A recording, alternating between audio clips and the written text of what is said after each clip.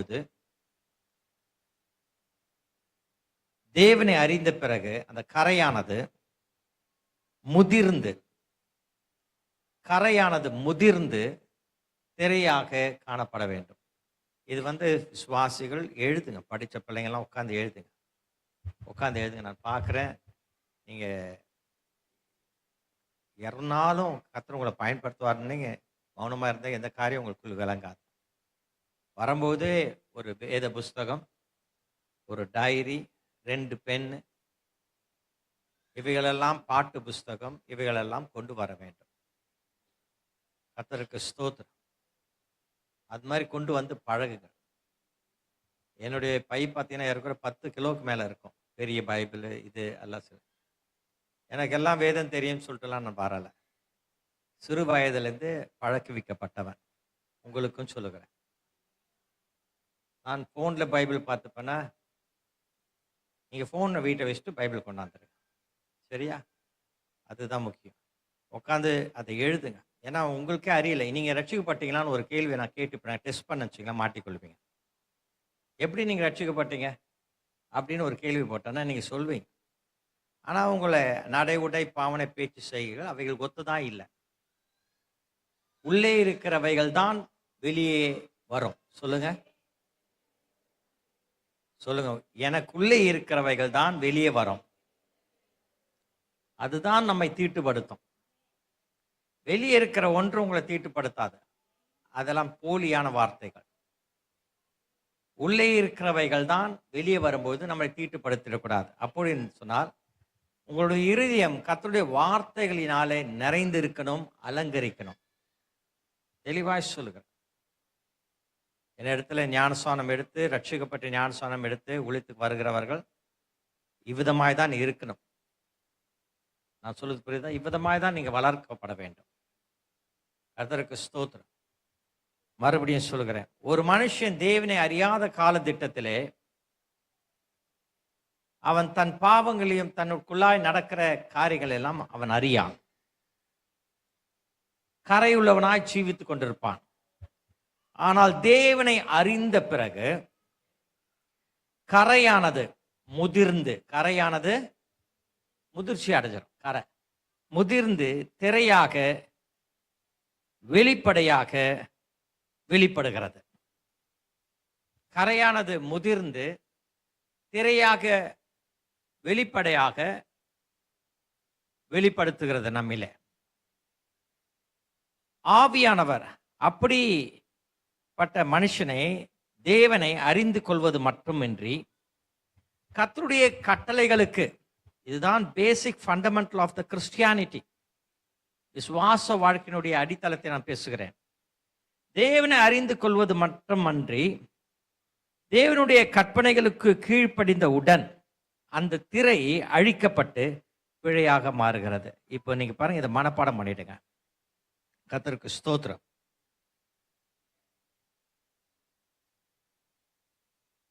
நான் சொல்லுங்க, தேவனை அறிந்த பிறகு கரையானது முதிர்ந்து திரையாக வெளிப்படையாக வெளிப்படுகிறது.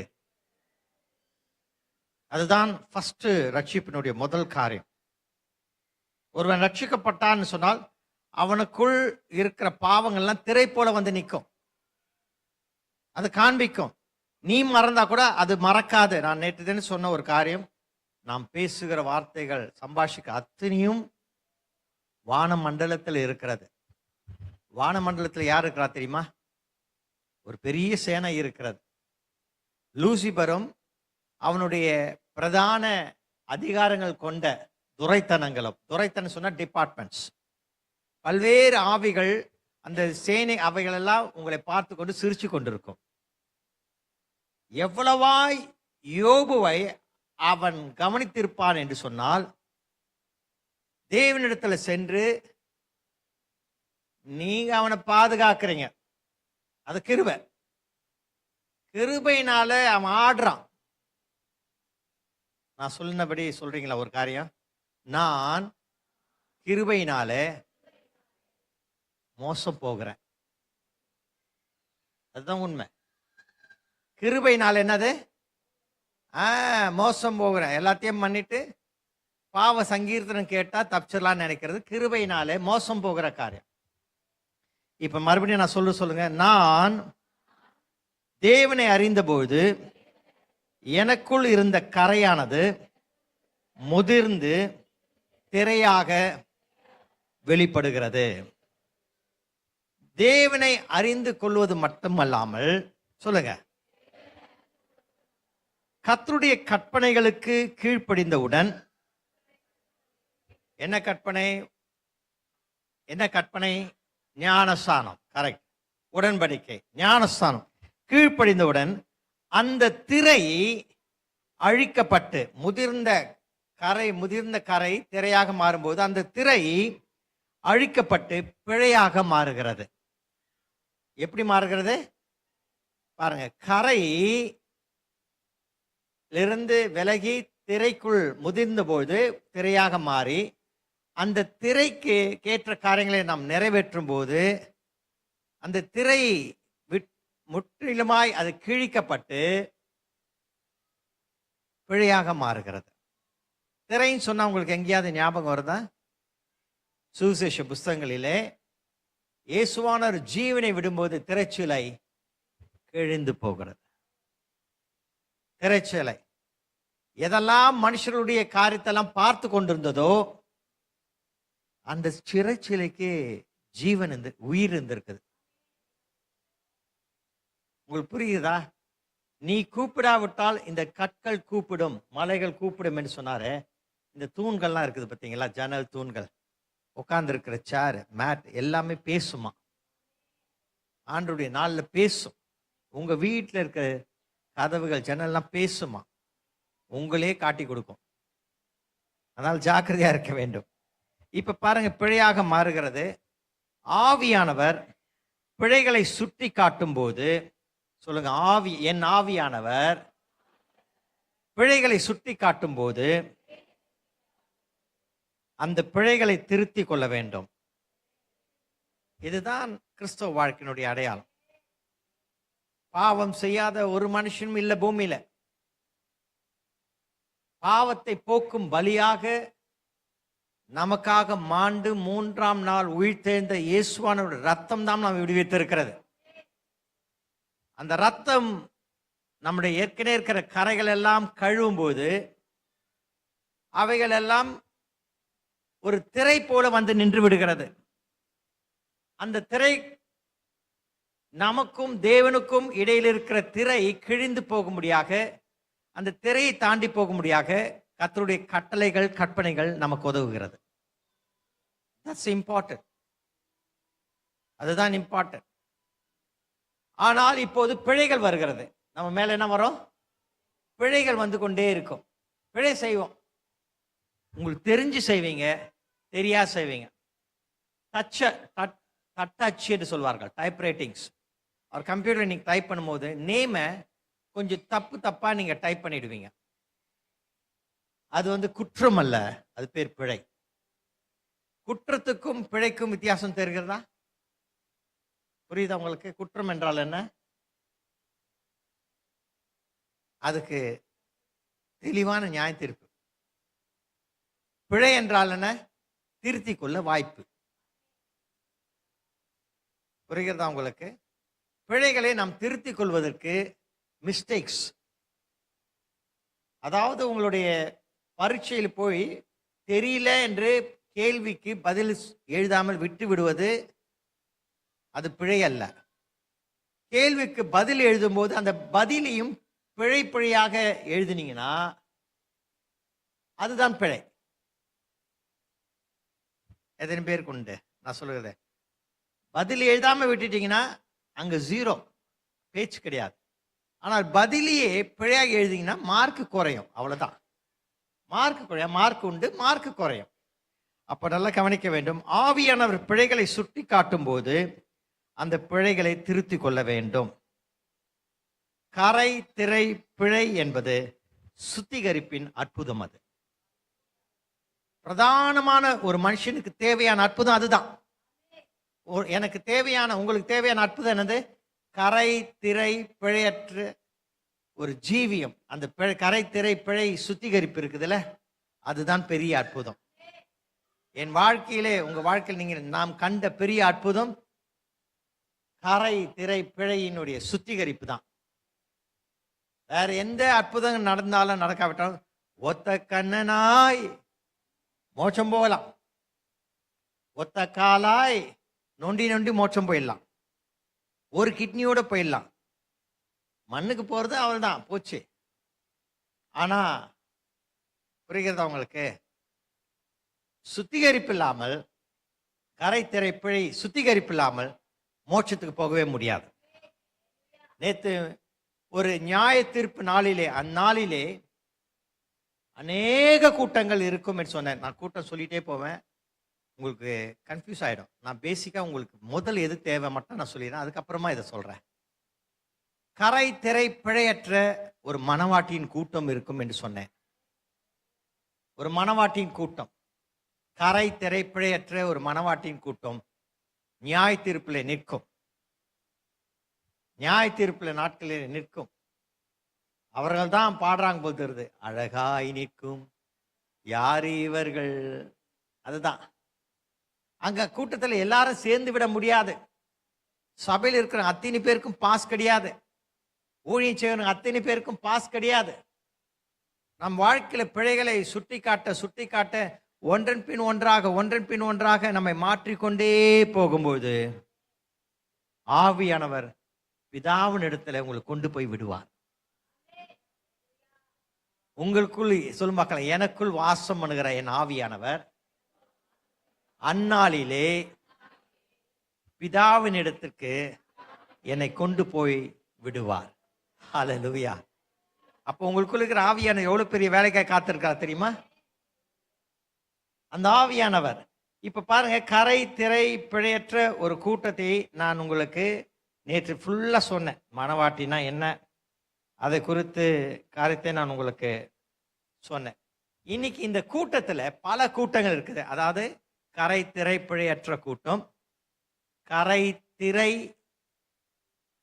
பிழை உள்ள கூட்டம், பிழையற்ற கூட்டம், பிழை உள்ள கூட்டம், கரை திரையற்ற கூட்டம்,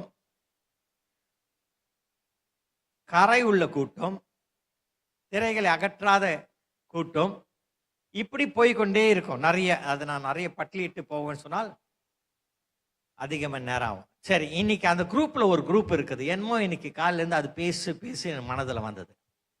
ஒரு குரூப் நிற்கும், ஒரு பெரிய கூட்டம். அந்த கூட்டத்தை பத்தி நான் சொல்லுகிறேன், அந்த கூட்டத்தை எழுதி கொள்ளுங்க. இன்றைக்கு அநேகர் பிதாவானவரை நான் சேவிக்கிறேன் என்று சொல்லிக்கொண்டு திரிகிறார்கள். நான் பிதாவானவரை மாத்திரம்தான் சேவிப்பேன் என்று சொல்லிக் கொள்ளுகிற ஒரு கூட்டம், தெரிஞ்சு கொண்டிருக்கிற ஒரு கூட்டம். எத்தனை பேருக்கு தெரியும் அந்த மாதிரி கூட்டத்தை பார்த்துருக்கீங்களா? வாட்ச் டவர் என்ற பேர் தமிழ்ல போய் இங்கிலீஷ்ல போட்டுப்பாங்க. உங்களுக்கு பிதாவானவர் பத்தி தெரியாதா அப்படின்னு கிறிஸ்தவ வீடுகளே நோக்கி வருவாங்க. ஏன்னா மற்ற வீடுகள் போனா அவங்களுக்கு ஒண்ணுமே அவங்களுக்கு புரியாது, இவங்களுக்கு புரியாது. இவங்களுடைய வேலை சத்தியத்தை அறிந்த மக்களை கலைப்பதுதான். இவ்விதமான மக்கள் நியாயஸ்தலத்தில் பிதாவானவர் இவர்களை பார்த்து குமாரனாக இயேசுவை நோக்கி, மகனே, பூலோகத்தில் இந்த பூமியில ஜீவித்த ஒவ்வொருவரையும் பற்றி அறிந்து கொண்டே இருப்பார் பிதாவாகிய தேவன். அதுல குறிப்பாக இவர்களை பற்றி கேட்பார்.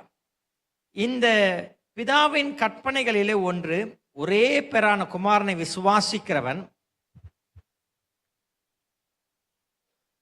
அவன் கெட்டு போகாமல் நித்திய ஜீவன் அடையும்படிக்கு இவ்வளவாய் அன்பு கூர்ந்த பிதாவானவர், அவர் பிதாவானவரை மாத்திரமில்லை குமாரனாகிய இயேசுவை விசுவாசிக்க வேண்டும். இதுதான் கற்பனை, கட்டளை. பிதாவை விசுவாசிக்கிறவன் குமாரனை விசுவாசிக்க வேண்டும். குமாரனை விசுவாசியாதவன் பிதாவை விசுவாசிக்கவே முடியாது. என்னை கண்டவன், வசனம் தெரியுமா இருக்குதா? என்னை கண்டவன் காண்பவன் பிதாவை காண்கிறான். திருத்துவம் நான் ஏற்கனவே சொன்னேன். பிதாவாகிய தேவன் நியாயம் தீர்க்கவும், குமாரனானவர் பரிந்துரைக்கவும், பரிசுத்த ஆவியானவர் கடிந்துரைக்கவும் செய்கிறார்கள். அதே போல மனிதன் தெய்வத்தினுடைய சாயலிலே படிக்கப்பட்ட மனுஷன். வெறும் இயேசுவான சாயல் நினைக்காதீங்க.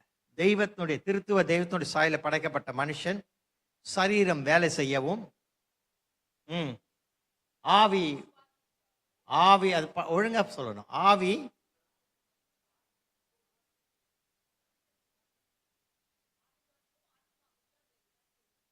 ஆவி சுவாசிக்கன்னு சொன்னேன் நானு. ஸ்தோத்திரிக்கிறோம். நல்ல கவனிங்க. ஆவி உணர்த்தும், ஆத்துமா கண்டித்துணர்த்தும். ஆவி சுட்டி காட்டும். இதுதான் தெய்வீகம். பிதாவாகிய தேவன் அவர் நியாயம் தீர்க்கிறவர். குமாரனானவர் பெருமூச்சு அடங்காத விண்ணப்பங்களை செய்கிறவர், நமக்காக மன்றாடுகிறவர். பரிசுத்த ஆவியானவர் என்ன சொன்ன? கடிந்துரைப்பார். என்னது? நம்ம பிழைகள் எல்லாம் கடிந்துரைப்பார். நம்ம பிழைகள் எல்லாம் கடிந்துரைப்பார். நீ இதை செய், இதை செய்யாத, அதை பண்ணு, அதை பண்ணாதன்னு சொல்லி இதை குறித்து ரொம்ப நீங்க கவனிக்க வேண்டும். பிதாவின் கற்பனைகளில் ஒன்று ஒரே பேரான குமாரனை விசுவாசிக்க வேண்டும். இது கற்பனை, கட்டளை, கற்பனை. குமாரனை விசுவாசியாதவன் அவன் பிதாவானவரை எப்படி விசுவாசிக்க முடியும்? ஒருவன் என்னிலே அன்பு கொள்கிறேன் என்றால், இயேசுவிலே அன்பு கொள்கிறேன் என்று சொன்னால், பிதாவானவரின் கற்பனைகளில் அன்பு கொள்ள வேண்டும். தெய்வத்தில் உடைய கருத்தை, நான் இயேசுவை நேசிக்கிறேன் அப்படி என்றால், பிதாவாகி தேவன் கொடுத்த கட்டளை கற்பனைகளுக்கு அதிலே அவன் அன்பு கொள்ள வேண்டும். ஏராளமான கற்பனைகள், கட்டளைகள் வேதத்தில் இருக்கிறது. நீங்க பழைய ஏற்பாட்டு புஸ்தகத்திலெல்லாம் அதிகமாய் படைக்கலாம். கர்த்தருக்கு ஸ்தோத்திரம். நீங்கள் அப்படி அன்பு செலுத்துவதற்கு என்ன அடையாளம்? பரிசுத்த ஆவியானவர் சாட்சி கொடுப்பார். புரிகிறதா உங்களுக்கு? நான் கொஞ்சம் ஸ்லோவா போறேன் அந்த இடத்துல. ஒரு மனுஷன் குமாரனில் அன்பு கொள்கிறேன் என்று சொன்னால், பிதாவானவருடைய கற்பனைகளை கை கொள்ள வேண்டும். அப்போது அவனுக்குள் இருக்கிற பரிசுத்த ஆவியானவர் ஆமேன் என்பார், அதாவது சாட்சி கொடுப்பார். இதுதான் விசேஷமான கிறிஸ்துவின் மக்கள் அறிந்து கொள்ள வேண்டிய காரியம். நாம் சபைக்கு வந்துட்டு போவது மாத்திரமில்லை, இதன் அடிப்படை காரியங்களை நாம் புரிந்து கொள்ள வேண்டும். ஒருவனும் அந்த நியாய தீர்ப்பு நாளிலே தப்பவே முடியாதாம். ஒரு மனுஷனும் நியாய தீர்ப்பு நாளிலே தப்பவே முடியாது. நீங்க தப்பலாம் நினைக்கிறீங்களா? அம்மா, கொடூரமான நாள், மோசம் போக்குற நாள். யாருமே உங்களுக்கு எந்த ரட்சகரும் அங்க வரமாட்டாங்க. ஏற்கனவே இருக்கிற ரட்சகர் குமாரனானவர் அங்க அமர்ந்து கொண்டிருப்பார் பிதாவானவரோட. ஒவ்வொருவருடைய பாவமும், அந்த மனிதனுடைய அந்தரங்கமும் வெளியரங்க பாவமானாலும் சரி, யாவும் அங்கு வெளிப்படும். நியாய தீர்ப்பு நாளிலே நிற்கிற ஒவ்வொரு மனுஷன், அவன் ரட்சிக்கப்பட்டவனும் ரட்சிக்கப்படாதவனும், கரை திரை பிழை அற்றவனும் பிழை உள்ளவனும் யாராய் இருந்தாலும் அந்நாளிலே தப்பவே முடியாது. ஒவ்வொருடைய பாவமும் அதன் அந்தரங்கமும் வெளியரங்க பாவமானாலும் சரி, யாவும் அங்கு வெளிப்படும். யாவும் வெளிப்படும். ஒரு சின்ன ஒரு காரியத்தை எனக்கு குறிப்பிட்டு சொன்னார். நான் அதை சொல்லுகிறேன். கணவன் மனைவியா இருந்தாலும், பெற்றோர்கள் பிள்ளைகளா இருந்தாலும், அந்த இடத்துல அவர்கள் ஏதாவது ஒருவருக்கொருவர் விரோதமாய் யோசிக்கும் பொழுது, சிந்திக்கும் பொழுது, இந்த சிந்தனை யோசிக்கும்போது சிந்தனை அது அச்சமயத்திலே அவருக்கு முன்பதாக படம் போல வெளிப்படமா எல்லாரும் பார்த்துருவாங்களாம்.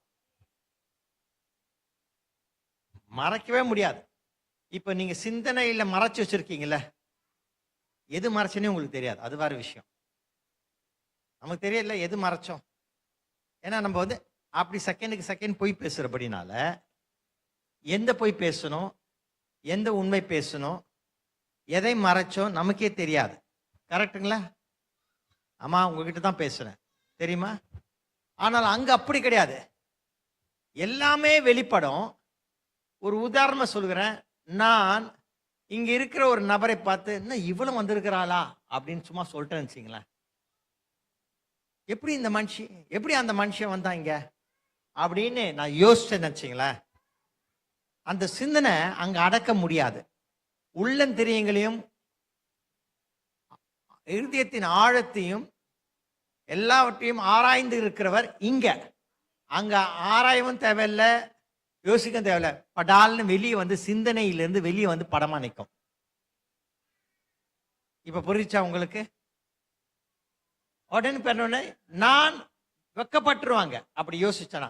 இன்ஃபேக்ட் பிழைகளை திருத்தி கொண்டால் மணவாட்டி கூட்டத்தில் நின்றால் அது வரவே வராது. மணவாட்டிகளுக்கு மணவாளன் தான் சிந்தையிலே தங்கி இருப்பார். உதாரணத்துக்கு பாருங்களேன், நேற்று கூட கல்யாணம் ஒன்று ஆச்சு. அருமையான பிள்ளைகள், சபை சார்ந்த மகள் ட்ரேசா, வினோத் கல்யாணம் ஆச்சு. எத்தனை மாசம் தாங்கும் தெரியாது, அது சிந்தனை இல்லை. 2 பேரும் விளையாடுவாங்க. நான் சரீரத்தை பத்தி பேசல. என் புருஷன் எனக்கு மட்டும்தான் கால் பண்ணி அங்கிருந்து கமெண்ட்ரி மாதிரி பேசுவாங்க. சிந்தனையில் அவரை வர நேரம் வந்துருவார்ல, இப்படி பண்ணுவார், இப்படியே வாழ்வாங்க. ஆனா நிலையானது இல்லை. எல்லாரும் தோற்றுருக்குறாங்க. அதுல சில பேர் ஒரே மாசத்துல காலி. அவன் வந்து கேட்பான், காலில இருந்து போன் எடுக்கல, இல்லைங்க சமைக்கிறேன், இல்லை அது உள்ள வச்சுட்டுக்கிறேன். புரியுதா உங்களுக்கு? ஒரு பிள்ளை, நம்ம சபையில இருந்த ஒரு பிள்ளை, நான் சொல்றேன் 2000 துவக்கத்தில் என்று நினைக்கிறேன். அந்த பிள்ளை எப்படி தெரியுமா, திடீர்னு வந்தா, சபைக்கு வந்துட்டே இருக்க, திடீர்னு வந்தா. நான் சபையில சொல்லிட்டேன், எந்த நேரம் வந்தாலும் உங்களுக்கு ஞானஸ்நானம் கொடுக்குறேன்.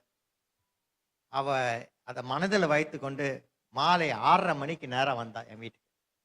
இப்பவே எனக்கு ஞானஸ்நானம் கொடுக்கணும். நீங்க தானே சொன்னீங்க பாஸ்டர். ஒண்ணுமே புரியல. ட்ரெஸ்லாம் கொண்டு வந்துட்டேன். 2-3 பேரா சேர்ந்து இந்த நாப்பாளையம்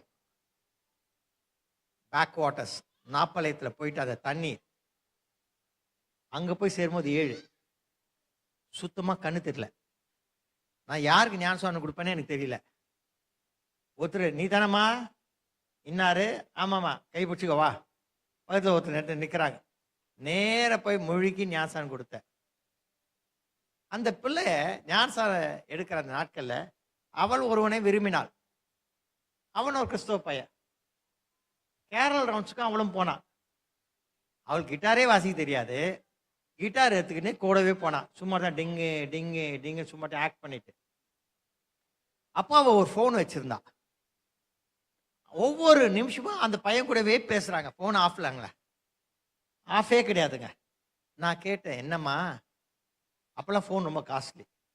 அசனே, ஃபோன் இவ்வளோ பேசுறியே, பணம் போயிடுமே. இல்லைங்க பாஸ்டரையா, நாங்கள் வந்து கார்பரேட் கால்ஸில் ஒருத்தருக்கு ஃப்ரீயாக பேசிக்கலாம். நாங்கள் கார்பரேட் கனெக்ஷன்ஸ் வச்சிருக்கிறபடினா பேசினே இருக்கோம். 24/7 பேசுகிறாங்கம்மா. தூங்கும் போது பேசுவாங்க, உட்காரும் போது பேசுகிறாங்க, பாடும் போது பேசுகிறா. அப்போ அது பார் பாடிட்டு இருக்காரு. இதோ பார் கிட்டார் வாசிக்கிறேன், நான் தூரத்துலேருந்து தெரியாமலே பார்த்துனுங்கிறேன். என்னடா ஒரு மாதிரி இப்படி ஒரு லவ்லாம் இருக்குமோ அப்படின்னு எனக்கு ஆச்சரியம். ஒரு 5-6 மாசம் கழிச்சு நேரம் வந்து, நாங்க டிவோர்ஸ் பண்ணலாம்னா என்ன பண்ணலாம், ஒரு ஐடியா கொடுங்கன்னு கேட்டான். புரியுதுங்களா? இது இந்த பூமியினுடைய நிலைமை. நம்ம தப்பு சொல்ல முடியாது. இங்க என்வாயர்மெண்ட், நம்ம சுவாசிக்கிற ஆக்சிஜனோட நிலைமை அது. ஆனா பரலோகத்தில் அப்படி கிடையாது. மணவாட்டிகள், கரைத்திரை பிழையற்ற மணவாட்டிகள், அவர்கள் இயேசுவை, மணவாளனாக இயேசுவிலே கலந்திருப்பார்கள். அவர்களுக்குள்ளாய் கலந்திருப்பார்கள். எவ்வளவு பெரிய பாக்கியம் பாருங்க. They never think against Jesus. ஆனா இயேசுக்கு பதில் வேற யாருமே அங்க பார்க்கவே முடியாது. அவங்க பார்க்க மாட்டாங்க. களி கூர்ந்து மகிழ்ந்து இருப்பார்கள். இன்னும் சொன்ன தமிழ் வார்த்தை, மணவாளனை பார்த்து சொக்கி விழுந்து கொண்டிருப்பாங்க. மணவாளனுடைய மயக்கத்தில் இருப்பார்கள். மணவாட்டிகள் எல்லாம் மணவாளனுடைய மயக்கத்தில். அது உலக பிரகாரமான மணவாளன் மணவாட்டிக்கெல்லாம் தெரியாது. இந்த மயக்கம் வேற, அந்த மயக்கம் வேற. இந்த மயக்கம் தெளியும், அந்த மயக்கம் தெளிவே தெரியாது. அப்படி அந்த நியாய தீர்ப்பு நாளிலே நான் ஒரு விசுவாசி பத்தி இவர்கள் எப்படி பரலோகம் வரைக்கும் வந்துட்டாங்க அப்படின்னு நான் கேட்டா கூட என்னை குறித்து மேல வந்து நிற்கும். ஆனா மனவாட்டியா இருந்தா சிந்திக்கவே மாட்டோம். அப்படி மற்றவர்கள் சிந்திப்பதற்கு, அதாவது கரை திரை பிழை உள்ள, கரை திரையற்ற, கரை உள்ள இப்படிப்பட்ட கூட்டங்கள் எல்லாம் சிந்திப்பதற்கு வாய்ப்பு உண்டு. அவைகள், அந்த சிந்தனைகள் எல்லாம் வெளியரங்கமாக்கப்படும். சரி, கமிங் டு த பாயிண்ட். பிதாவானவரை நான் நேசிக்கிறேன் என்று சொல்லுகிறவர்கள், பிதாவானவர் யோவான் 3:16 படி இவ்வளவாய் அன்பு கூர்ந்து நமது ஒரே பேரான குமாரனை நமக்கு அனுப்பித்தாரே, அவரை விசுவாசியாதவன் எப்படி பிதாவானவரை விசுவாசிக்க வேண்டும் முடியும்? பிதாவானவரை விசுவாசிக்கிற சொல்லுகிறவன் அவன் குமாரனை விசுவாசிக்க வேண்டும். பிதாவானவருடைய கட்டளை கற்பனை குமாரனை நீங்கள் விசுவாசிக்க வேண்டும் என்பதை இவ்வளவாய் அன்பு கூர்ந்தார். அந்த வசனம் அங்க கிரியை செய்கிறது. எனவே இயேசுவிலே அன்பு கூறுகிறவன் பிதாவினுடைய கற்பனைகளில் அன்பு கொள்ள வேண்டும். அதற்கு பரிசுத்த ஆவியானவர் சாட்சி கொடுப்பார். ஒரு மனுஷனால் தப்பவே முடியாது. ஒவ்வொருடைய பாவமும் அதன் அந்தரங்கமும் வெளியரங்க பாவமானாலும் சரி, யாவும் அங்கு வெளிப்படும். பூலோகத்தில் பரிசுத்த ஆவியானவர் திருத்தும் பொழுது, பூலோகத்தில் பரிசுத்த ஆவி, எத்தனை பேருக்கு நான் இந்த அனுபவத்தை கேட்கிறேன், சில பாடல் மூலமாய் கர்த்தர் பேசி விடுவார். ஒரு வரி அப்படியே வந்து நிற்கும், அப்படியே வந்து நின்றுடும். அந்த பாட்டு நீங்க உங்களுக்கே தெரியாம பாடுவீங்க, உங்களுக்கே தெரியாம அந்த வாய் அந்த அசை போடும், அந்த வரிகளை அசை போடும். புரியுதுங்களா? உங்களுக்கு அசை போடும். பாடல் மூலமாய் கர்த்தர் உங்களை தொடுவார், பாடல் மூலமாய் இடைப்படுவார், பேசுவார், உணர்த்துவார். உதாரணத்துக்கு ஒரு பாடல் ஒன்று உண்டு, பெர்க்மசாயா பாட்டு. உன்னையே வெறுத்து விட்டால் ஊழியம் செய்திடலாம் அப்படி இருக்கிற, சுகத்தை சாகடித்தால் சுகமாய் வாழ்ந்திடலாம்.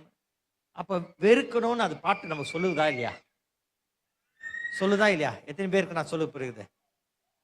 பாடல் சொல்லி கொடுக்கும் நமக்கு. பாடல் மூலமா பேசுவார், அதன் பின்பதாக பிரசங்கத்து மூலமா பேசுவார், தீர்க்க தரிசனங்கள் மூலமாய் பேசுவார்.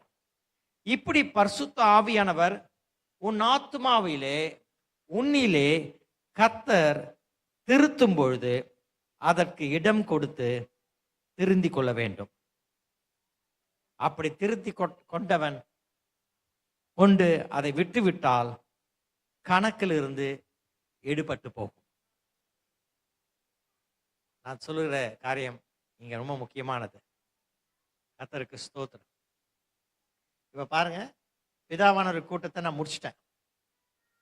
அந்த பிதாவானவர் கூட்டத்திலே பல முறை சொன்னா கூட தெரிஞ்சுட்டு வாக்குவாதம் பண்ணுவாங்கல்ல, அவங்கள பற்றி நம்ம பேச முடியாது. அவங்கள பற்றியும் இது மற்ற கூட்டங்களில் இருக்கிற குணாதிசை பற்றியும் சேருகிறது. பாருங்க, இந்த கூட்டத்தில் என்னன்னா, பரிசுத்த ஆவியானவர் நம்ம சுட்டி காட்டுவார். திருத்தும் பொழுது அதற்கு இடம் கொடுத்து திருந்தி கொண்டால், அதை விட்டு விட்டால் கணக்கிலிருந்து கர்த்தர் எடுத்து போட்டு விடுவார். அதை குறித்து நியாய தீர்ப்பே கிடையாது, நியாய தீர்ப்பே கிடையாது. ஒரு மனுஷன் பேர் தேவ மனுஷன் செல்வராஜ், அவர் இப்போது இல்லை, ஆண்டுக்குள்ள நித்திரை ஆயிட்டார். அவர் பயங்கரமான குடிகாரர். பரிசுத்தாவை உணர்த்தி கொண்டே வந்தார். சடுதியில ஆண்டவர் உணர்த்துவது மாத்திரம் அவளுடைய இருதயத்தை திருப்பும் பொழுது அன்னைக்கு குடிப்பழக்கத்தை விட்டாருங்க. ஒரே நாள்ல ஒரே வேலை விட்டாருங்க. சாகர வரைக்கும் குடிக்கலங்க. சாகர வரைக்கும் குடிக்கவே இல்லை. அதுதான் தீர்மானம், அதுதான் விட்டு விடுதல். அப்படிப்பட்டவர்களுக்கு அவர்கள் மேல் இருந்த எல்லா கணக்கையும் தேவன் எடுத்து போட்டு விடுவார். பரிசுத்த ஆவியானவர் சுட்டி காட்டும் பொழுது திருத்தி கொண்டவன் போல நடித்தால் அவன் சாகவே சாவானாம். சொல்லும் பார்க்கலாம். பரிசுத்த ஆவியானவர் சொல்றீங்களா எல்லாருமே? பரிசுத்த ஆவியானவர் நம்மை திருத்தும் பொழுது திருத்தி கொண்டவன் போல நடித்தால் அந்த மனுஷன் சாகவே சாவான். நான் சரீர சாவை குறித்து மாத்திரமில்ல, ஆத்மா ஆவியினுடைய சாவையும் சேர்ந்து வருகிறது. அதுல ஒரு வசனம் சொல்லுகிறது, நீதிமொழிகள் 28:13 எல்லாம் எடுத்துக்கொள்ளுங்க பார்க்கலாம். நீதிமொழிகள் 28:13 எடுத்துக்கொள்ளுங்க. நீதிமொழிகள் 28:13. தன் பாவங்களை மறைக்கிறவன் வாழ்வடைய மாட்டான், அவைகளை அறிக்கை செய்து விட்டு விடுகிறவனோ. எல்லாரும் சேர்ந்து படிப்போமா இந்த வசனத்தை? படிங்க.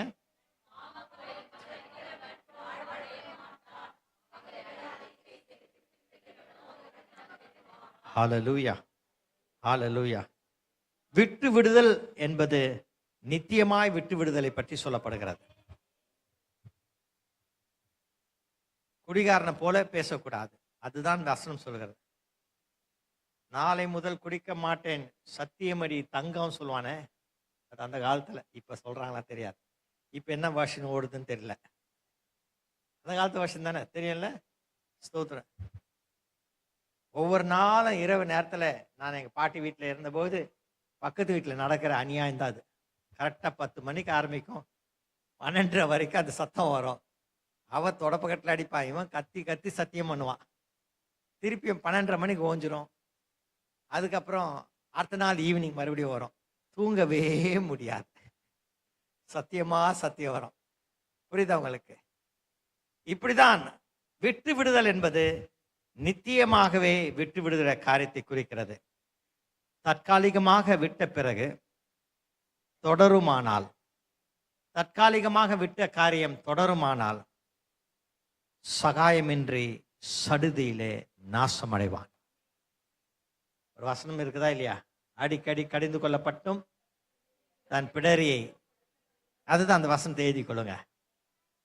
இந்த வார்த்தைகளை கேட்கும்போது நீங்கள் போய் ஜனங்களுக்கு அவனுடைய வார்த்தைகளை பிரசங்கம் பண்ணுங்க. வீட்டிலேயே சின்ன பிரசங்கம் பண்ணுங்க, ஃபேமிலியை வச்சு. இன்றைக்கு பேசின காரியத்தை நீங்கள் பண்ணுங்க. அது உங்கள் குடும்பத்தை இன்னும் பலப்படுத்தும், உதவி செய்வார் ஆவியானவர். நான் சொல்றேன், என்னால முடியல, என்னால மாற முடியல, என்னால் விட முடியல என்ற எல்லா காரியத்தையும் என் ஆவியானவர் உதவி செய்ய வல்லவராக இருக்கிறார். ஆவியானவர் உதவி செய்வார். சொல்லுங்க பார்க்கலாம், என் ஆவியானவர் உதவி செய்வார். ஹல்லேலூயா. பலவீனம் உள்ளவர்களுக்கு தேவன் பலன் உள்ளவராய் இருக்கிறார். நீங்கள் கவலைப்படாதீங்க. மனம் வருந்தினால், ஒப்பு கொடுத்தால் காரியங்கள் எல்லாம் நிறைவேற்றுவதற்கு, மாற்றுவதற்கு அவர் உண்மை உள்ளவராகவே இருக்கிறார். தற்காலிகமாக விட்டு பிறகு தொடருமானால் சகாயமின்றி சடுதிலே நாசமடைவான். எனவே திருத்தி கொண்டவன் போல நடிக்கிற காரியம் தயவு செய்து வேண்டாம், தயவு செய்து வேண்டாம். Once changed means changed. தேவனாகிய கர்த்தர் அன்பும் நீடிய பொறுமையும் உள்ளவராய் இருக்கிறார். கர்த்தர் அன்புள்ளவர், கர்த்தர் அன்புள்ளவர், கர்த்தர் நீடிய பொறுமையாய் இருக்கிறார். மகா இரக்கமுள்ள தேவன். எப்படி? மகா இரக்கமுள்ள. எவ்வளவு பாவத்துல சாபத்துல இருந்த நம்மை கர்த்தர் மீட்டு எடுத்துட்டாருங்க. நான் விசுவாசிக்கிறேன், அந்நாளிலே நீங்கள் கரை திரை பிழையற்ற மனவாட்டிகளாய் நிற்பீர்கள் என்று விசுவாசிக்கிறேன். இது எப்படி ஆகலாம் கேட்காதீங்க. கர்த்தரால் கூடாத காரியம் ஒன்றுமில்லை. என்னை மாற்றுகிற தேவன், நம்மை மாற்றுகிற தேவன், நம் குடும்பத்தை மாற்றுகிற தேவன். ஹல்லேலூயா. எல்லாம் நடக்கும். உங்க ஜெபத்தை விடுப்போம். உங்க ஜெபம் ஒரு பக்கத்துல ஓட, பரிந்துரைக்கிற ஒரு ஜெபம் ஒன்று ஓடின்னு இருக்குது. எவ்வளவு மகிமையான காரியம் சொல்ல பாருங்க. நீங்கள் ஜெபிக்கிறீர்கள், நீங்கள் ஜெபித்து மறந்துவிட்டு போய் காரியங்களை அதே செய்கிறீர்கள். ஆனால் பெருமூச்சு அடங்காதபடிக்கு ஆவியானவர் வேண்டுகிறார். உங்களுக்காக இயேசுவானவர் பரிந்துரைக்கிறார். ரெக்கமெண்டேஷன் பிளஸ் பிரேயர் அங்க ஓடுது. என்ன சொல்லுங்க? ரெக்கமெண்ட் பண்ணுகிற என் இயேசுவானவர் என்னை ரெக்கமெண்ட் பண்ணிட்டே இருக்கிறார். ஆனா ஆண்டவரே, நிச்சயமா நான் நிறுத்துவேன், அந்த மகளை நிறுத்துவேன், அந்த மகளை அந்த மகனை நிறுத்துவேன் அப்படின்னு அவர் ரெக்கம் பண்ணிட்டே இருக்கிறார். நம்மை ரெக்கம் பண்றார் ஆண்டவர். பரிசுத்த ஆவியானவர் பெருமூச்சு அடங்காத ஆவியோடு வாக்குத்தத்தங்களோடு ஹல்லேலூயா விண்ணப்பங்களை ஏறெடுத்துக் கொண்டிருக்கிறார். கர்த்தருக்கு ஸ்தோத்திரம். மகா இரக்கமுள்ள தேவன். சொல்லுங்க. அதே வேளையில இந்த தேவன் எரிந்து பட்சிக்கிற அக்னியாவும் இருக்கிறார். எரிந்து பட்சிக்கிற அக்னியா இருக்கிறார். நான் பலமுறை இந்த சபையில சொல்லியிருக்கிறேன். என்ன சொல்லியிருக்கிறேன்னு சொன்னால், எங்கள் வீட்டில் வேலை செய்த ஒரு சகோதரி பேர் ராணி. என் தாயார் அவர்களுக்கு அதிகமாக சத்தியத்தை சொல்லிவிட்டார்கள். சத்தியத்தை சொல்லி ஞானஸ்நானம் எடுத்தாச்சு, அபிஷேகம் பெற்றாச்சு, நல்ல ஜெபம் பண்ணுவாங்க, எல்லாம் பண்ணுவாங்க. அந்த அக்காவுக்கு தேவை, ஒரு தம்பி எனக்கு ஒரு வேலை செய்து, இதே டேப்லெட் கம்பெனியில நான் வேலைக்கு சேர்த்து விட்டேன். அந்த கம்பெனியில அந்த சூப்பர்வைசரோட இந்த அம்மாக்கு பழக்கம் ஆகி போச்சு. ஏற்கனவே ஒரு குழந்தை. அந்த சூப்பர்வைசர் தேவன் அறியாத விக்கிரங்களை வணங்குகிறவன். அவன் சொன்னானா, நீ என் விக்கிரங்களை வணங்கினால் உன்னை கல்யாணம் பண்ணுவேன். ஆனால் அவன் யாருன்னா, ஏற்கனவே திருமணமாய் குழந்தைகள் இருக்கிறவன். நிலைமை பாருங்க. சத்தியத்தை அறிந்த மக்கள், சத்தியத்தை அறிந்த மக்கள், ஞானஸ்நானம் எடுத்த மக்கள், பரிசுத்த ஆவியானவர் உங்கள் குள்ளத்திலே வாசம் பண்ணுகிறார். சொல்ல மாட்டாரா? சொல்லுவார்ல, இது வேணும் அது வேண்டான்னு சொல்லுவார்ல. அப்பொழுது இந்த சகோதரி அவனை திருப்திப்படுத்த எங்கேயோ விக்கிரங்களுக்கு சென்று காரியங்கள் எல்லாம் செய்து விட்டு வந்திருக்கிறார்கள். ஆனா அவனுக்கு அடைக்கலம் எங்க வீடு தான். எங்க வீடு? கர்த்தருடைய வீடு. உங்க வீடு எப்படி? சத்தமா சொல்லாமே. உங்க வீடு கர்த்தருடைய வீடு தானே. கர்த்தரை தவிர வேற யாரும் அங்க குடிக்கொள்ளக்கூடாது. ஹல்லேலூயா. தேவன் உடன்படிக்கை எங்க இருக்கிறதோ அந்த வீட்டில் ஆசீர்வாதம் இருக்கும். 3 மாத காலமளவும் ஓபேத் ஏதோம் வீட்டிலே அந்த உடன்படிக்கை பற்றி இருந்தபோது கர்த்தர் அவனையும் அவன் முழு குடும்பத்தையும் கர்த்தர் அந்த 3 மாதத்துல அமோகமாக ஆசீர்வதித்து விட்டார். எந்த வீட்டில் கர்த்தருடைய உடன்படிக்கை இருக்கிறதோ அந்த வீடு ஆசீர்வாதமா இருக்கும். காலையில பிரசங்கம் பண்ணும்பொழுது நான் சொன்னேன், அந்த ஒரு ஊழியத்துல உடன்படிக்கை இருக்கிற இடத்துல சங்கார தூதனும் வரமாட்டாமா. சங்கார தூதன் சொன்னால் பிசாசு கிடையாது. சங்கார தூதன் என்றால் பிசாசு கிடையாது. அவன் தேவ தூதன், அழிக்கும்படியாக உருவாக்கப்பட்ட தேவ தூதன். காபிரியேல் ஒரு தேவ தூதன், மைக்கேல் ஒரு தேவ தூதன், ரஃபேல் ஒரு தேவ தூதன், சங்கார தூதன். இப்படியாக வேதத்திலே அநேக தூதர்கள் உண்டு. சொல்லப்படாத எவ்வளோ தூதர்கள் உண்டு. யூரியல், இப்படி பல தேவ தூதர்கள் உண்டு. அப்படி சங்கார தூதன், தேவனால் அனுப்பப்பட்ட சங்கார தூதன் எந்த வீடுகளில் உடன்படிக்கை இருக்கிறதோ, ரத்தத்தால் பூசப்பட்டிருக்கிறத வாசல்கள், அங்கு காலை வைக்கவே முடியாது அவனால. அது தேவனுடைய வீடு. இவன் தேவனுடைய தூதனாயிருந்தும் கால் வைக்க முடியாதான். சங்கார தூதன் வீட்டுக்குள் கால் வச்சானா அந்த வீட்டில் பட்டுன்னு போயிடும். தேவனால் வருகிற மரணங்கள் உண்டு. காலத்துக்கு ஏற்பதாக தேவனுடைய திருசுத்தத்தின்படி மரணங்கள் ஏற்படுவது இயல்பு. அது தேவ செயல். அதனால்தான் மரணத்துக்கேற்ற வியாதியா இருக்கிறார்கள். படிச்சிருக்கீங்களே, மரணத்துக்கேற்ற வியாதி. எத்தனையோ பரிசுத்தவான்கள் மரணத்துக்கேற்ற வியாதி. சில பரிசுத்தவான்கள், எங்க குடும்பத்துல ஒரு சாட்சி கேட்டிருக்கிறேன். நாளை சொல்லி, நேரத்தை சொல்லி, மணி நேரத்தை சொல்லி ஒருவர் மரித்து போனாராம். ஆச்சரியமா இருந்து எல்லாரும் அந்த டைமை பார்த்துங்கிறோம், பட்டுன்னு போயிட்டார். கரெக்டா அந்த டைம். நல்லா இருக்குல்ல? எல்லாம் ரெடி, எல்லாம் ரெடி. கர்த்தருக்கு ஸ்தோத்திரம். பாஸ்டர் ஜோரம் தியாகராஜை குறித்து நன்கு சாட்சி என்னால் கொடுக்க முடியும். ஜோரம் தியாகராஜ் மிக வைராக்கியமாய் வாழ்ந்த ஒரு தேவ மனுஷன். அவரை நான் பார்த்து அவரிடத்துல வைராக்கியத்தை பார்த்தேன். அவருடைய மகன் இன்றைக்கு அவருக்கு ஒரு ஏறக்குறைய 68, 66, 67 வயசு இருக்கும் என்றான் கேள்விக்கு. அவருடைய ஊழியத்தை நான் பார்த்துருக்கிறேன். கொஞ்சம் சொல்லிட்டு அவரை பற்றி. நீங்கள் தான் உட்காந்துருப்பேன், நீங்கள் ஒழுங்காக கவனிக்காமல் வசனத்தை ஒழுங்காக பாடாமல் அங்கங்கே வேடிக்கை பார்த்து சிரிச்சிங்கன்னா நேராக வந்து தலையில் இவ்வளோ பெரிய கை கொட்டுவார் பாருங்க. அப்படி பிடிச்சிக்கின்னா 1 மாதம் ஆறாது. சீரியஸாக சொல்கிறேன். நான் ரொம்ப சின்ன நான் ஊழியத்துக்கு வந்த நாள் எப்படி பயந்து இருப்பேன். அதுக்கு மீஞ்சி பைபிளும் அப்படியே இருப்பேன். என்னை நேசிச்ச மனுஷன், நேசிச்ச கர்த்தர் சொல்லு. சபையில கூட்டத்தில் அது எந்த கூட்டம்லாம் தெரியாது, லொடக்குன்னு வந்து கொட்டுவார். கோபம் அப்படி ஒரு கோபம் அவருக்கு. கோச்சிட்டு போனா போன்னுவார். ஆமா, இப்படிப்பட்ட வைராக்கியமான மனுஷன் நீங்க பார்த்துருக்கீங்களா? இக்காலத்துல தேவை. அப்படிப்பட்ட ஒரு வருவானாலும் நான் இங்க அப்பாயின்மெண்ட் பண்ணுவேன். சீரியஸா நான் வந்து உங்களுக்கு பேண்டேட் போட்டு விடுவேன் அர்த்த சபையில. கர்த்தரை ஸ்தோத்திரம். அன்புக்கு விலை மதிப்பே இல்லை. கடிந்து கொள்ளுதல், அதே நேரத்தில் அது அன்பு இருக்கிற இடத்துல தான் கடிந்து கொள்ளுதல் வரும். கடிந்து கொள்ளுதல் இல்லைன்னா திருந்த முடியாது. புரியுதா உங்களுக்கு? இது செய்யாத. டீச்சர்ஸ் உங்க ஸ்டூடெண்ட்ஸ்க்கு எவ்வளவு பனிஷ்மெண்ட் கொடுத்துருக்கீங்க.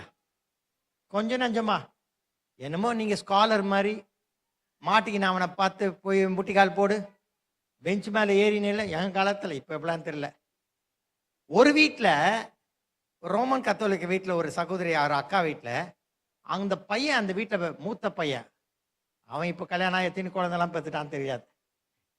அவன் எப்படி தான் தண்டிப்பாங்க படிக்கலைன்னா, வெயிலில் கல் உப்பு போட்டு முழங்கால் படிக்கிட்டு வைப்பாங்க வெறும் காலில். இப்போதான் ஃபுல் பேண்ட்லாம், அந்த காலத்தில் அரை பேண்ட் போடுவாங்க. அவன் எனக்கு அதை பார்த்தா உள்ளெல்லாம் ரத்தம் ஒழிகிற மாதிரி அழ வரும் எனக்கு. அக்கா அக்கா அக்கா அக்கா ப்ளீஸ்க்கா அக்கா அக்கான்னு கெஞ்சுவேன். அப்படிதான். அது மாத்திரம் இல்ல, இந்த மெலிஸ் கொம்பு இப்பெல்லாம் விற்கிறாங்களா தெரியல. அது மெலிஸா இருக்கும் தெரியுமா? பெரம்பு இருக்குதா இப்போ? அதை அடிக்கிறதுக்கு ஒரு தன்மை இருக்கும். எஜுகேஷன் வேணும். இப்படி அடிக்கூடாது, போட்டு மொத்தையா அப்படின்னு வச்சிங்களா, சாட்டை தீர மாதிரி அடி விழும், உள்காயம் ஆகாது. மேலே மட்டும் ஒரு சகப்பா ஸ்வங்கின்னு வால் நட்சத்திரம் மாதிரி வந்து நிற்கும். குளிக்கும் போது பார்த்தா பட்டப்பட்டையா இருக்க, வெக்கமா இருக்கும். புரியுதா உங்களுக்கு? பரிசுத்த ஆவியானவர், அப்படிப்பட்ட தெய்வ மக்கள்லாம் நான் பார்த்துருக்கிறேன். கர்த்தருக்கு ஸ்தோத்திரம். அப்படிப்பட்ட தெய்வ மக்கள்லாம் தேவன் நல்லவர். பாஸ்டர் சுந்தரமையா குறித்து நான் எப்படி சொல்ல முடியும்? எங்க வீட்டிலே சுந்தரமையாகிட்ட நான் தான் பழகினவன். அம்மாலாம் வந்து ஸ்தோத்திரம் பண்ணி ஜோம் பண்ணிட்டு போயிடுவாங்க. மற்ற தம்பிங்கெல்லாம் அவ்வளோ பழகலை, ஸ்தோத்திரம் பண்ணிட்டு போயிடுவாங்க. ஆனால் அவர் என்னை ஊழித்து கொண்டு வந்து அவருடைய சிபார்சின் பேரில் வேதாம கல்லூரியில் சேர்ந்து என்னை நிமித்தம் அங்கே வந்து மாஸ்டராய் ஆர்டைன் பண்ணார் என்ன. கர்த்தருக்கு ஸ்தோத்திரம். தேவன் நல்லவர். அவரை பார்க்கும்போது அலறும் சபை. ஆனால் அதே நேரத்தில் அவர் இது மாதிரி அடிக்கிறவெல்லாம் பண்ண மாட்டார். அந்த பார்க்குற பார்வை 6 அடி உயரம், இவ்வளோ தாட்டி எப்படி இருக்கும் பார்க்குற பாரு. கை இவ்வளோ பெருசு இருக்கும் அவருக்கு. ஸ்தோத்திரம். ஒரு பிரதர் சொன்னார், செல்லம்மா எப்படி இருக்கீங்கன்னு டமால் தட்டினாலாம். 3 மாதம் வலிச்சான் அவருக்கு. சபையில் சொல்கிறார சாட்சியா, ஐயா எப்படி இருக்குன்னு விசாரிச்சதுக்கே 3 மாதம் வலிச்சிச்சு. உண்மையாச்சா என்ன பண்ணது? எவ்வளோ பெரிய பெரிய பெரிய ஆட்கள் அவர்கிட்ட இருந்தாங்க. மிகப்பெரிய ஜாம்பவான்கள், பெரிய பெரிய ஆட்கள். ஹல்லேலூயா. நான் உண்மையிலே கொடுத்து வச்சுவேன். முதல்ல இருந்து அவர் மறிக்கிற வரைக்கும் என்னை ரொம்ப அன்பா வச்சிருந்தார். செல்ல பிள்ளைய வச்சிருந்தார் என்னை. முழு சபையிலையும் ஒரு காரியம், ஒரு நாள் சொன்ன காரியம் என் நினைவுக்கு வந்தது. அவருடைய அறையில் நான் போன பொழுது அங்கே மகா பெரிய சென்னை பட்ட பெரிய ஊழியக்கார ஒரு வழி பண்ணி ரோஸ் பண்ணிட்டு இருந்தார். அவர் வெளியே போனோன்னு நான் பயந்துட்டு, ஏற்கனவே தியாலஜி காலேஜிலேருந்து வெளியே அமிச்சிட்டாங்க. ரொம்ப வால் பண்ணுறான், நேரத்துக்கு வரமாட்டான் அப்படின்னு வெளியே அமிச்சிட்டாங்க. நான் ஒரு மன்னிப்பு கடிதம், என் அம்மா ஒரு மன்னிப்பு கடிதம், எங்கள் ஐயா ஒரு மன்னிப்பு கடிதம் கொடுக்கணும். அம்மா கொடுத்துருவாங்க, நான் ஓர வாக்கிலே போய் கொடுத்துருவேன். ஐயா கிட்ட வாங்கணுமே. இப்படி பண்ணால் அவனை காலேஜை விட்டு வெளியே அனுப்பிச்சிடலாம், அவர் சுபாஷில் தானே வந்தான் அப்படின்னு. அவ்வளோ பெரிய பரிசுத்தவான், இந்தியாவிலே மிகப்பெரிய பரிசுத்தவானாக இருந்தார். அவர் போய் அம்மா போய் சொல்லிட்டுக்கிறாங்க போல் தெரியுது. மகனை வர சொல்லு அப்படின்னார். சொல்லிட்டு அந்த தாழ்மையினுடைய வடிவத்தை நான் உங்களுக்கு சொல்லுகிறேன். எனக்கும் அந்த கிருபை கொடுக்கணும். என்னத்தம்மா சொன்னாரு? தம்பி எப்படி இருக்கிறீர் நீர்? நீர் வாரும் வாரும் போரும் அப்படிதான் பேசுவார். எப்படி இருக்கிறீங்க நீர் அப்படின்னு. நல்லா இருக்கிறேன் பாஸ். லெட்டர் கேட்டாங்களாமே. ஆமாங்க, எனக்கு அது கஷ்டப்பட்டு தான் உங்ககிட்ட வர பயம் எனக்கு. அப்படி சிரிச்சார். அதெல்லாம் ஒன்றும் இல்லை. நீர் என்ன பண்ணுங்க, நான் அந்த டைப்பிஸ்ட்டை கூப்பிட்றேன், நீங்க டிக்டேட் பண்ணுங்கன்னாரு.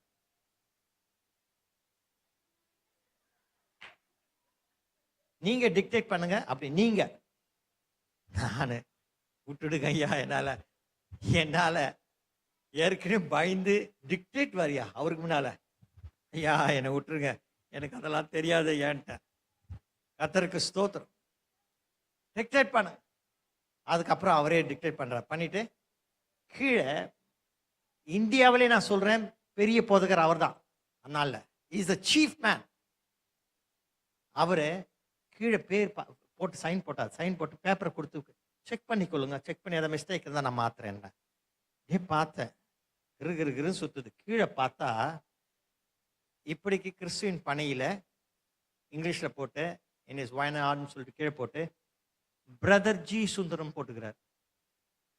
பாஸ்டன் போடல, ஜி சுந்தரம். என்ன தாழ்மை, தாழ்மை, கிருபை. இப்படிப்பட்ட ஒரு ஆசானோட நான் வாழ்ந்தது எவ்வளவு பெரிய கொடுப்பனை தெரியுமா? இதெல்லாம் அம்மாக்கெல்லாம் இன்னைக்கு வரைக்கும் அவங்களாம் தெரியாது. சொல்றேன், கர்த்தருக்கு ஸ்தோத்திரம். என்னை அன்பாய் பார்த்துக்கணும். நீ வீட்டோடு விட்டுட்டு வந்து என் கூடவே இருந்திருந்தார். போனா ஜிப்பா போடணும், மீசெல்லாம் வைக்கக்கூடாது, எல்லா கொட்டம் அடங்கிடும். சிரிச்சுட்டு நான் வந்து போறேன், என்னை விட்டுடுங்களேன் என்ன சிரிச்சாரு விழுது விழுது. கர்த்தருக்கு ஸ்தோத்திரம். நான் எதுக்கு சொல்ல வரேன் புரியுதா உங்களுக்கு? இந்த பூமியில எல்லா மனிதர்களை விட மிகவும் பாசம் நிறைந்தவர், மகா இரக்கமானவர் நம்முடைய ஆவியானவர்.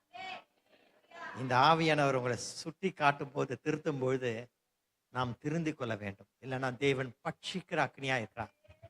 அங்க ஒரு காரியத்தை விட்டுட்டேன். இந்த சகோதரி ராணி அக்கா அன்னைக்கு எல்லா இடத்துலையும் சுத்தி முடிச்சுட்டு பிரேயருக்கு வந்து உட்காந்துருக்குறாங்க.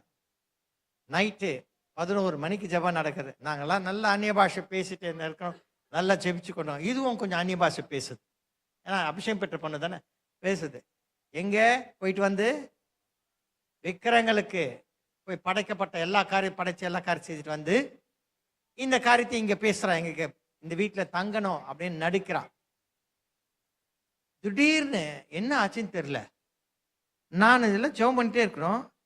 ஐயோ ஐயோ ஐயோ ஐயோ ஐயோன்னு ஒரு சத்தம் கேட்குது. அப்படிதான் நான் இங்க இருக்கிறேன். இந்த சகோதரி உட்காந்துருக்க இடத்துல தான் அவங்க உட்காருக்கிறான். நான் இங்க முழங்கால் பட்டிருக்கேன், அவங்க அங்க முழங்கால் பட்டு.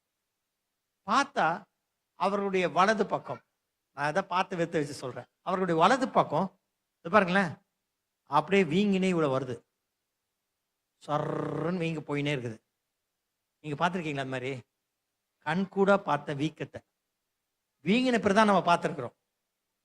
மோஸ்ட்லி வீங்கின பிறகுதான் வீங்கிடுச்சு அப்படின்னு பார்ப்போம். ஆனா ப்ரெசன்ட்லேயே நான் பார்த்தேன், கரண்ட்லே வீங்கிறத பார்த்தேன். உதடெல்லாம் ஆண் வீங்குது, ஆனிமேஷன் மாதிரி பாருது. எனக்கு ஒண்ணுமே புரியல. நான் எங்க அம்மா பாரு, அம்மா பாரு, எங்க அம்மா பாக்குறாங்க. கர்த்தருக்கு ஸ்தோத்திரம் ஸ்தோத்திரம். அதே அம்மா தான் அன்னைக்கும். ஸ்தோத்திரம் ஸ்தோத்திரம் அப்படின்னு சொல்லிட்டு அவன் பாட்டுக்கு ஜெபம் பண்ணுகிறாங்க. இவ ஓடி போய் பாத்ரூம்ல துப்புரா நான் பார்க்க வச்சு நிக்கிறாளாம்.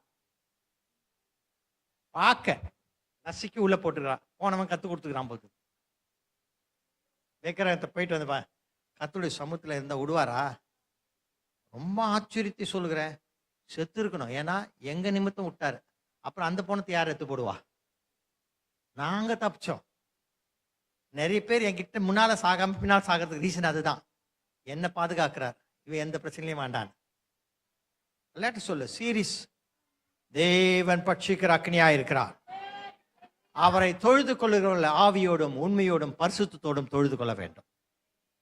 இன்றைக்கு மறுபடியும் சொல்லுகிறேன், பிதாவானவரை நான் தொழுது கொள்ளுகிறேன் சொல்லுகிறவர்களே, அவர்கள் போகட்டும். மனம் மாறினா மனம் மாறட்டும். நம்ம சபையிலும் ஒரு சிலர் அப்படிப்பட்ட இடத்துல இருந்து மனம் மாறி இருக்கிறார்கள், சாட்சியாய் இருக்கிறார்கள். அதுக்காக நான் தேவனை துதிக்கிறேன்.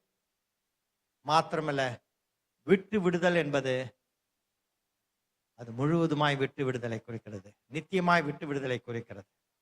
இந்த மாலை வேளையிலே நம்மளை எழும்பி நின்று, ஆண்டவரே, இந்த சத்தியம் போய்க்கொண்டே இருக்கிறது, நானும் என் குடும்பமும் பரிசுத்தம் அடைகிறோம். அது நிமித்தம் தடைப்பட்ட பெரிய ஆசீர்வாதங்கள்லாம் வந்துடும். எழும்பி நின்று கர்த்தரை துதிக்கலாமா? ஸ்தோத்திரம் ஆண்டவரே. பரிசுத்த ஆவியானவரே உமக்கு ஸ்தோத்திரம்.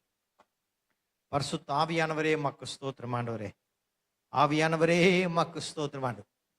பரிசுத்த ஆவியானவரே, ஜீவன் உள்ளவரே உமக்கு ஸ்தோத்திரம். ஜீவன் உள்ளவரே உமக்கு ஸ்தோத்திரம். இந்த நாளுக்காய் நன்றி செலுத்துகிறேன். இந்த வசனங்களை கேட்ட உங்களை கர்த்தர் ஆசீர்வதிக்கவே ஆசீர்வதிப்பாராக. கர்த்தாவே உமக்கு ஸ்தோத்திரிக்கிறோம். ஆசீர்வதிக்கவே ஆசீர்வதிப்பாராக. நன்மையும் கிருபையும் உங்களை